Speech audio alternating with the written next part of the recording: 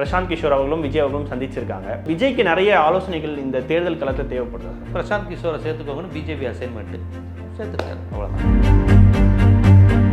ADMK strong ஆக்கலாமா, ADMK உடச்சி அழிச்சு பார்க்கலாமா, ஒரு திராவிட கட்சி அழிச்சிட்டு பின்னாடி பார்க்கலாமா, எனக்கு நீண்ட கால அஜெண்டா திராவிட கட்சி இருக்கக்கூடாதுங்கிறது. பணம் இருக்குங்க அவங்கள்ட்ட, என்ன வேணாலும் நினைக்கலாம். பிரசாந்த் கிஷோருக்கும் சேர்த்து அவங்களே இது பண்ணிக்குவாங்க, ஃபன் பண்ணிக்குவாங்க. அதிமுகவை வந்து அவங்க கைக்குள்ளே கொண்டு வரணும்னா அதுக்கு விஜய் மாதிரி இவ்வளோ பெரிய கட்சியை உருவாக்கி அப்படி ஒரு வேலையை பண்ணணுமா பிஜேபி? இப்போ விஜய்க்கு பிரசாந்த் கிஷோர் அனுப்ப வேண்டிய தேவை என்ன? ஆதவர்ஜுனா உண்மையிலேயே அம்பேத்கரைட் காந்தியவாதி, அவர் அடித்துட்டு மக்களை அதிகாரத்துக்கு கொண்டு வர வேண்டும் என்று ஆசைப்பட்டுவார் தான் லைலாமணி தான் முதலமைச்சர் வேட்பாளர். விஜய் அவர்கள் பொறுத்த வரைக்கும் ஒரு இன்ஸ்டன்ட் வெற்றியை பெறணும் அப்படின்னு ஒரு மைண்ட் செட்டோட இந்த காய்கள் நகர்த்துறாரு. அவருக்கு ஒன்றுமே கிடையாதுங்க. அவர் பாட்டுக்கிட்ட அவருக்கு தெரிஞ்சது நல்லா டான்ஸர், நல்லா டான்ஸ் ஆடுவார். தடுக்கிறவனை இன்னும் பேசாம அடி வாங்குறவனி ஒடுக்கும். திமுகங்கிறது ஒரு ஒடுக்கப்படுற கட்சி, அடி வாங்குற கட்சி. நீட்டிலிருந்து எல்லாமே இவன் கேட்குறான், அவன் கொடுக்க மறுக்கிறவனை பார்த்து கேள்வி கேட்காம குடுன்னு சொல்லி போராடிட்டு இருக்கவனை பார்த்து உனக்கு இன்னும் கிடைக்கலையே. இங்கே ஜெகன்மோகன் ரெட்டி மாதிரி ஆட்கள், இந்த பவன் கல்யாண் மாதிரி ஆட்கள்லாம் தமிழ்நாட்டில் எடுக்கூடாது. சாட்டை மோடிட்டு இருக்கு. இன்றைய சிறப்பு விருந்தினர் ஊடகவியலாளர் ஜீவசகாப்தன் அவர்கள். வணக்கம் சார். வணக்கம். நேற்று பிரசாந்த் கிஷோர் அவர்களும் விஜய் அவர்களும் சந்திச்சிருக்காங்க. ஸோ ஏற்கனவே பார்த்தீங்கன்னா ஜான் ஆரோக்கியசாமி அப்படின்ற ஒரு ஸ்ட்ராட்டஜிஸ்ட் வந்து விஜய் அவர்களோட இருக்காரு. அதன் பிறகு பார்த்தீங்கன்னா சமீபத்தில் ஆதவர்ஜுனா போய் இணைஞ்சிருக்காரு. அவருக்கு பார்த்தீங்கன்னா கட்சியிலேயே வந்து அந்த ஸ்ட்ராட்டஜிஸ்டுக்கான பொதுச் செயலாளர் பதவியும் கொடுத்துருக்காங்க. திரும்ப வந்து பிரசாந்த் கிஷோர் சந்திக்கிறாருன்னு பொழுது விஜய்க்கு நிறைய ஆலோசனைகள் இந்த தேர்தல் களத்தில் தேவைப்படுதா சார்? விஜய் வந்து ஆலோசனை கிளம்புனா அவருக்கு அரசியலே தெரியாது, அரசியல்னா என்னன்னே தெரியாது. எழுதி கொடுப்பதே வாசிக்கிறாரு, சொல்கிறபடி செய்கிறாரு. ஆளுநரே தேவையில்லைங்கிறது தான் எங்களுடைய கொள்கை அப்படிங்குவார். அப்புறம் ஆளுநரை போய் பார்ப்பார், பிஜேபியை விமர்சிக்க மாட்டார், ஒன்றிய அரசை விமர்சிக்க மாட்டார். இப்படி ஒரு விமர்சனம் வருதுன்னு தெரிஞ்சால் லைட்டாக அப்படி மாநில அரசுடன் சேர்ந்து ஒன்றிய அரசு, அவர் டார்கெட்டு திமுக மட்டும்தான். மாநில அரசை விமர்சிக்கணும். நீங்கள் திமுக மேலே ஒரு அதிருப்தி ஓட்டு இருக்குது, அந்த அதிருப்தி ஓட்டு பிஜேபிக்கு அதிமுகவுக்கு வராதுன்னு தெரிஞ்சால் அப்படி திப்பா. எப்பவுமே ஆளுங்கட்சி மீது ஒரு அதிருப்தி இருக்கும், அந்த அதிருப்தி ஓட்டை நம்ம எடுத்துக்கலாங்கிறதுக்காண்டி உருவாக்கப்பட்ட நபர் தான் விஜய். ஒழிய விஜய்க்கு அரசியல் எதுவுமே தெரியாது. இப்போ சீமானுக்காவது ஏதாவது அரசியல் தெரியும், விஜய்க்கு ஒன்றுமே தெரியாது. பெரியார் தான் உங்கள் தலைவர்னா பெரியார் உங்கள் தலைவர் அப்படின்றாரு. கடவுள் இல்லைன்னு சொல்லிடாதீங்கன்னா கடவுள்லாம் இருக்குது, அதெல்லாம் நான் ஒத்துக்க மாட்டேன் அப்படிங்குவார். அஞ்சலையம்மாள் வைங்கன்னா அஞ்சலையம்மாள் அப்படி சின்ன வயசுலேருந்தே அவர் படித்தவரா என்ன? வேலுநாச்சியார், யாரை பற்றியும் அவருக்கு எதுவுமே தெரியாது. சொல்லி கொடுத்தா ஸ்கிரிப்ட் படித்து ஆக்ஷன் கொடுத்தா நடிப்பார். அந்த மாதிரி தான் வேலை தான் இருக்குது. பிரசாந்த் கிஷோரை சேர்த்துக்கோங்கன்னு பிஜேபி அசைன்மெண்ட்டு சேர்த்துருக்காரு, அவ்வளோதான். இப்போ தொடர்ச்சியாக இப்போ ஜான் ஆரோக்கியசாமி இவங்க எல்லாருமே இருக்கும்போது இதை தாண்டி பிரசாந்த் கிஷோருடைய ஆலோசனை தேவைப்படுது அவருக்கு. பிரசாந்த் கிஷோர் தான் பிஜேபியோட ஆள், டைரெக்டாக அடிக்கிறதுக்கு அவர் தான் தேவைப்படுவார். அதனால் பிரசாந்த் கிஷோரை சேர்த்துக்கிட்டு எல்லாம் பண்ணணும் அப்படின்னு அவர் நினைக்கிறார். பிரசாந்த் கிஷோர் இருந்தால் தான் கரெக்டாக பிஜேபி சொல்கிற மாதிரி செய்ய முடியும் அப்படிங்கிற மாதிரி விஷயங்கள் தான் பண்ணுறாங்க. ஆனால் சார் இப்போது பிரசாந்த் கிஷோர் அவர்கள் எடப்பாடியோட பேசிகிட்டு இருக்காரு அப்படின்னு நம்ம எதிர்பார்த்த பொழுது இப்போ திடீர்னு பிஜேபி அனுப்புறதாங்க, போய் எடப்பாடி என்னன்னு பாருங்கிறது, செங்கோட்டையனை தூண்டி விடுறது, இது எல்லாமே பிஜேபி பண்ணுறது தான். திமுகவுக்கு எதிராக ஏதாவது ஒரு விஷயத்தை கொண்டு வரணும். ஏடிஎம்கே ஸ்ட்ராங் ஆக்கலாமா, ஏடிஎம்கே உடச்சி அழிச்சு பார்க்கலாமா, ஒரு திராவிட கட்சி அழிச்சிட்டு பின்னாடி பார்க்கலாமா, எனக்கு நீண்ட கால அஜெண்டா திராவிட கட்சி இருக்கக்கூடாதுங்கிறது. அப்போ அதிமுக ஸ்ட்ராங்காக்கி திமுக அழிப்போமா, இல்லை அதிமுக ஃபஸ்ட்டு ஒழிச்சிட்டு திமுக அழிப்போமா? இந்த விஜய் மாதிரி ஒன்றும் தெரியாத ஆட்களை வச்சுக்கிட்டு விளாண்டு பார்ப்போமா? பிஜேபி பணம் இருக்குங்க அவங்கள்ட்ட, என்ன வேணாலும் நினைக்கலாம். பிரசாந்த் கிஷோருக்கும் சேர்த்து அவங்களே இது பண்ணிக்குவாங்க, ஃபன் பண்ணிக்குவாங்க. எக்கச்சக்க பணம் இருக்குது சார். அதிமுகவை வந்து அவங்க கைக்குள்ளே கொண்டு வரணும்னா அதுக்கு விஜய் மாதிரி இவ்வளோ பெரிய கட்சியை உருவாக்கி அப்படி ஒரு வேலையை பண்ணணுமா பிஜேபி? அதிமுக உருவாக்குங்களேங்க, எல்லாமே ஒரு பிரிவுங்க. இப்போ விஜய்க்கு பிரசாந்த் கிஷோர் அனுப்ப வேண்டிய தேவை என்ன?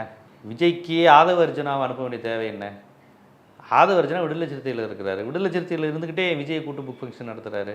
தலித்த முதலமைச்சராக்குங்கிறாங்க, அப்போ விஜய் முதலமைச்சர் இல்லை, அப்படி தானே? எனக்கு தெரிஞ்சு விஜய் தலித்து கிடையாது, அப்படி தானே? தலித்த முதலமைச்சராக்கிறது தான் லட்சியம்னு ஆதவர்ஜுனா சொல்கிறாரு. அப்புறம் எதுக்கு விஜய்கிட்ட வந்து சேர்றாரு?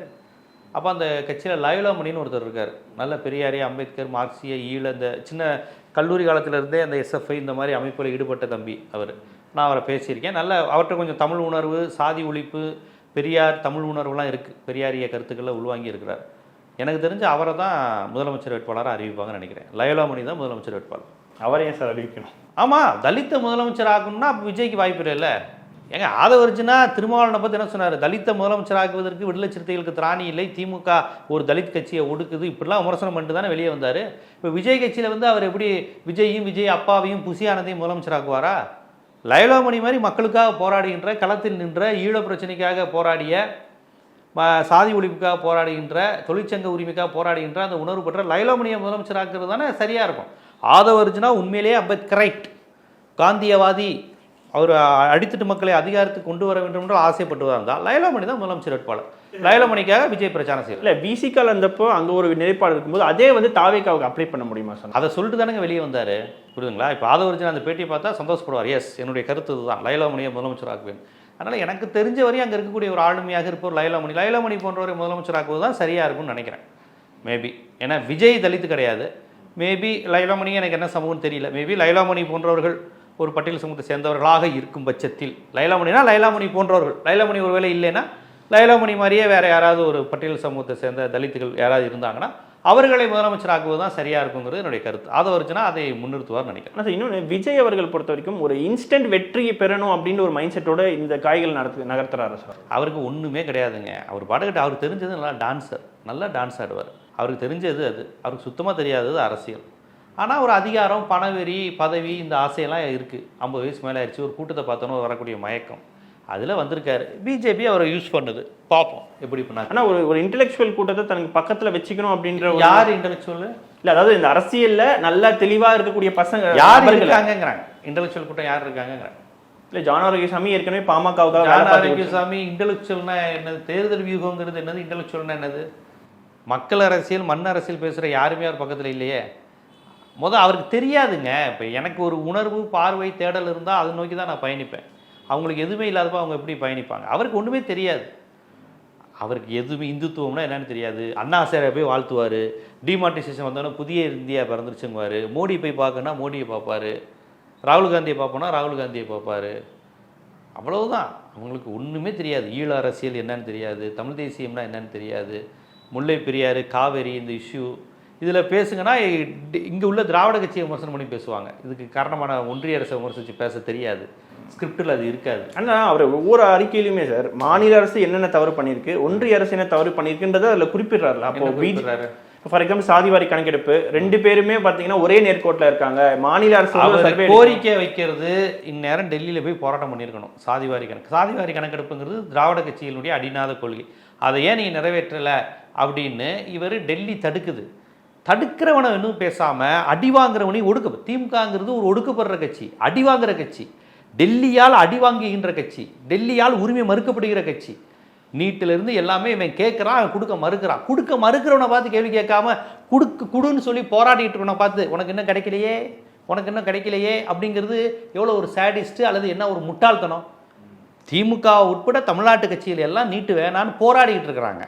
நான் கோர்ட்டை வச்சு, நாங்கள் சட்டத்தை வச்சு, எங்கள் பெரும்பான்மையை வச்சு நாங்கள் நீட்டை கொண்டு வருவோம், நீட்டை நாங்கள் எடுக்க மாட்டோம்னு அடாவடித்தனம் பண்ணுறது ஒன்றிய அரசு. அவனை பார்த்து கேட்காம என்ன நீட்டை ஏதோ நீக்கிடுவோம் நீங்கள் அப்படின்னு கேட்டுக்கிட்டே இருக்கிறது இதுவா?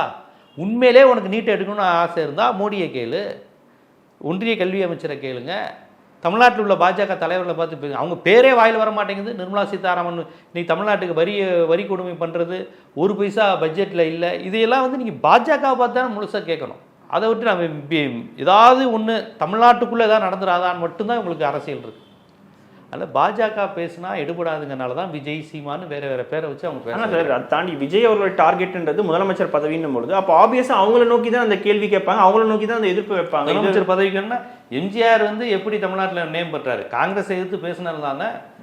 காங்கிரஸ் எதிர்ப்பு, திமுக அரசியல் பேசினதுனால தானே ஜெயிச்சாரு. ஜெயலலிதா இன்னைக்கு மக்கள் கொண்டாடுறாங்கன்னா மன்மோகன் சிங்கையும் வாஜ்பாயும் தூங்க விடாமல் படுத்தின பாடு தானே. வாஜ்பாய் கதர்னாரே 13 நாள் பிரதமர் பதவியிலிருந்து விலகும் போது, அம்மா இன்னைக்கு நான் நிம்மதியாக தூங்குவேன், இன்னைக்கு 13 நாள் நைட்டு தூங்க விடாமல் படுத்தி எடுத்தது யார்? கடைசி வரை வாஜ்பாயை கதற விட்டாங்கல்ல ஜெயலலிதா. டெல்லியை கதற விடுறவன் தான் தமிழ்நாட்டில் எதிர்பார்க்க முடியும். டெல்லிக்கிட்ட அடிபடிஞ்சு போகிறவன் எடுபட முடியாது. ஏன் ஜெயலலிதாக்கு அப்புறம் ஏடிஎம்கே எப்படி ஆச்சு? டெல்லியினுடைய ஆளுங்கிற பேர் வந்ததுனால தானே. அதான் டெல்லி, அது நீங்கள் அதிகாரத்துக்கே வரல, அதுக்குள்ளேயும் டெல்லியை நோக்கி கேள்வி கேட்க மாட்டேங்கிறீங்க. இனி அதிகாரத்துக்கு வந்தால் நீங்கள் டெல்லியோட ஆளாக தானே இருப்பீங்க. இங்கே ஜெகன்மோகன் ரெட்டி மாதிரி ஆட்கள், இந்த பவன் கல்யாண் மாதிரி ஆட்கள்லாம் தமிழ்நாட்டில் எடுபடாது. அந்த மாதிரி பொம்மைகள்லாம் அங்கே தான், இங்கெல்லாம் அதுக்கெல்லாம் எடுபடாது. ஆனால் இங்கே கேள்வி என்ன, விஜயோடைய நோக்கம் வந்து பொதுவாக வந்து ஜெயிக்கணும் அப்படின்னு இருக்கும் பொழுது அப்போ பிஜேபி எதிர்த்து ஆட்டோமேட்டிக்காக ஓட்டு வரும்ன்றது விஜய்க்கு தெரியாமல் இருக்கா? பிஜேபி தானேங்க இயக்குது, ஒரு கிறிஸ்டின் ஃபேஸை வச்சு இயக்குது, அவ்வளோதான். அவங்களுக்கு கிறிஸ்டின் முஸ்லீம் ஓட்டு வராது முஸ்லீம் பிஜேபின்னு சொன்னான், அதனால் வேறு வேறு பேரில் வச்சுக்கிட்டு இயக்கிக்கிட்டு இருக்கிறாங்க, அவ்வளோதான். ஆனால் சார் இப்போ இன்னொரு கேள்வி என்ன, இப்போ பிரசாந்த் கிஷோர் அவர்கள் அந்த சந்திப்பில் போது அவர் ஒரு விஷயம் சொல்லியிருந்தார், ஏடிஎம்கேவோட கூட்டணி இருக்கா இல்லையான்றதை ரிவீல் பண்ணாதீங்க அப்படின்னு சொல்லிட்டு. அப்போ இன்னமுமே அந்த ஒரு ஆப்ஷனை வந்து வச்சிருக்காங்களா ஏடிஎம்கேவும் சரி, இல்லை ஒரு ஆப்ஷன் இருக்கு. விஜய்க்கு ஒன்றுமே தெரியாது, ஐயநாதன் சொல்லிட்டாரு ஏடிஎம்கேவோட தான் போகிறதா பேசிக்கிட்டு இருக்காங்கன்னு விஜயே இவர்கிட்ட சொன்னதா ஐயநாதன் வந்து வெளியே சொல்லிட்டார்ல. இனி என்ன இவங்களுக்கு பெரிய இது இருக்க போகுது? அப்போ அதை நோக்கி தான் போயிட்டு இருக்காங்களா? திமுகவை இப்போதைக்கு காலி செய்யணும், அவ்வளோதான். இங்கே தமிழ்நாட்டில் ஏடிஎம்கே ஸ்ட்ராங்காக இல்லை, அண்ணாமலைக்கு யாரும் ஓட்டு போட மாட்டாங்க, சீமானுக்கு ஓட்டு போட மாட்டாங்க.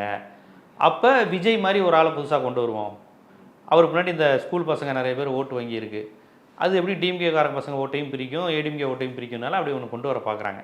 இப்போ விஜய் ரசிகர்களுக்கு நம்ம பேசுகிற எந்த அரசியலும் புரியாது, பேன்னு பார்த்துட்டு இருப்பான். என் தலைவன் நல்லா தானே டான்ஸ் ஆடுறான்னு தான் சொல்லிட்டு இருப்பான். நீங்கள் இவ்வளோ தூரம் கொள்கை பேசி முடித்தாலும் என் தலைவன் மாதிரி டான்ஸ் ஆட முடியுமா, அஜித்துக்கு ஆட தெரியாதேங்க. இவங்க தான் விஜயோட ஓட் பேங்கு. ஆனால் நம்ம பேசுகிற இந்த அரசியல் எதுவுமே அந்த மக்களுக்கு அந்த குழந்தைகளுக்கு புரியாது. அவன் 18 வயசுலேருந்து ஒரு 28 வயசு வரை இருக்கும். ஓரளவு 35 வயசை தாண்டி இருந்து கொஞ்சம் சிந்திக்கிறவனாக இருந்தால் அவன் ஓட்டு போட மாட்டான். விஜய் படத்தில் ஓகே அதுக்காண்டி அப்படின்ட்டு போயிடுவான். கொஞ்சம் படிக்கிறவனா, விஷயம் தெரிஞ்சவனா இருந்தால், நியூஸ் பேப்பர் படிக்கிறவனா. சரி, இப்போ நீங்கள் ஒரு விஷயம் சொல்கிறீங்க, விஜய் அவர்களுக்கு பார்த்தீங்கன்னா இப்போ அரசியல் தெரியாதுன்னு. ஆனால் விஜய் அவர்களுக்கு ஒரு விஷயம் கிளியராக தெரியும் இல்லையா, நமக்கு வந்து ஒரு பேஸான ஒரு ஓட்டர்ஸ்ன்றது இருக்காங்க, ஸோ அதை பேஸ் பண்ணி ஒரு பில்டிங்கை கட்டலாம் அப்படின்னு சொல்லி விஜய் நினைக்கிறாரு இல்லையா? அது அவருக்கு இருக்கக்கூடிய ரசிகர் தான் ஏ பொலிட்டிக்கல் பீப்புள் தானே, அந்த பாவம் தம்பிகள்லாம். ஆனால் ஒரு ஓட் பேங்க் இருக்கு இல்லையா அவருக்கு? ஓட் பேங்க் இருக்குது, பிஜேபி கூட தான் 7% 6% ஓட் பேங்க் இருக்குல்ல. அதனால ஓட் பேங்க் இருந்தா பிஜேபிக்கு இருக்கிற அக்செப்டன்ஸ் வந்து விஜய்க்கு இருக்கு இல்லையா? பிஜேபிக்கு அக்செப்டன்ஸ் இல்ல, அதனால பிஜேபி விஜய் இறக்குதா தான் நான் சொல்றேன். விஜய்க்கு குறிப்பா கிறிஸ்டின்ஸ் ஓட்ட குறி வைக்கிறாங்க. ஸோ அதை பேஸ் பண்ணி தான் அவர் மூவ் பண்ணிட்டு இருக்காரு. அவர் வந்து மூவே பண்ணலை. ஒரு படத்தில் சிம்பு பேசுவார், நடக்கிறது நான், நடக்க வைக்கிறது அவர், இப்போ அடிக்கிறது நான், அடிக்க வைக்கிறது அவர், அவர்னா அவர் தான் டிஆருங்குவாங்க. அது மாதிரி மோடி சொல்கிறார், விஜய் செய்கிறார். சாட்டை மோடிட்டு இருக்கு, இதை பண்ணு அதை பண்ணுன்னா அவங்க அதை பேசிகிட்டு இருப்பாங்க. மற்றபடி அவர் இறங்கி இந்துத்துவாவை எதிர்த்து பொதுவாக நான் மதவாதத்தை எதிர்க்கிறேன், சாதிவாதத்தை எதிர்க்கிறேன்னு கேட்டேன்னா பிஜேபிக்காரனை கேட்டால் கூட நான் மதவாதத்தை எதிர்க்கிறேன், சாதிவாதத்தை எதிர்க்கிறேன்னு தான் பேசுவாங்க. அதனால் இவங்களுடைய செயல்பாடு சிந்தனைலாம் எப்படி. ஆனால் களத்தில் நம்ம பார்க்கும்போது சார் விஜய்க்கு வந்து ஒரு பிஜேபி பேக்கப் இருக்காங்க, அந்த மாதிரி ஒரு ஃபேஸ் ஒரு முறை இந்த மாதிரி இப்போ எனக்கு ஒரு பேட்டி கொடுக்கட்டும், அவர் ஒரு முறை ஒரு பேட்டி கொடுக்கட்டும், ஒரு 1/2 மணி நேரம், என்ன சார் செய்ய போகிறீங்க, உங்கள் கனவுகள் என்னன்னு நல்லா ப்ரிப்பேர் பண்ணிட்டே வரட்டும். ஏன் ப்ரெஸ் பீப்புளை கொடுக்க மாட்டேங்கிறார்? எனக்கு கொடுக்க வேணாம், நேற்று ஃபீல்டுக்கு வந்த ஒரு சின்ன பையனுக்கு ஒரு பேட்டி கொடுக்க சொல்லுங்கள். அந்த பையன் கேட்பான், ஜேர்னலிஸ்ட், அவனுக்கு தெரியும் அரசியல்னா என்னன்னு. ஜிஎஸ்டியிலேருந்து, நாட்டினுடைய ஜிடிபியிலேருந்து, ட்ரம்ப்புக்கிட்ட மோடி பம்முறதுலேருந்து எல்லா விஷயத்தையும் கேட்பான். இதுக்கெல்லாம் அவர் வெளி சொல்லுவாரான்னு ஒரு ப்ரெஸ் மீட் சந்திக்க சொல்லுங்கள், அவ்வளோதான் முடிஞ்சு. நீங்கள் இவரை விட சின்ன கட்சிகள், நேற்று ஆரம்பித்த கட்சிகள்னு சொல்கிற எத்தனையோ கட்சிகள் ப்ரெஸ்ஸை ரெகுலராக சந்திக்கிறாங்க, இவரை ப்ரெஸ்ஸை சந்திக்க சொல்லுங்கள், பார்த்துக்கலாம். நிச்சயமாக சார். பல்வேறு கேள்விகளுக்கு மிக ஆழமாக பதில் சொன்னீங்க. நன்றி சார். நன்றி.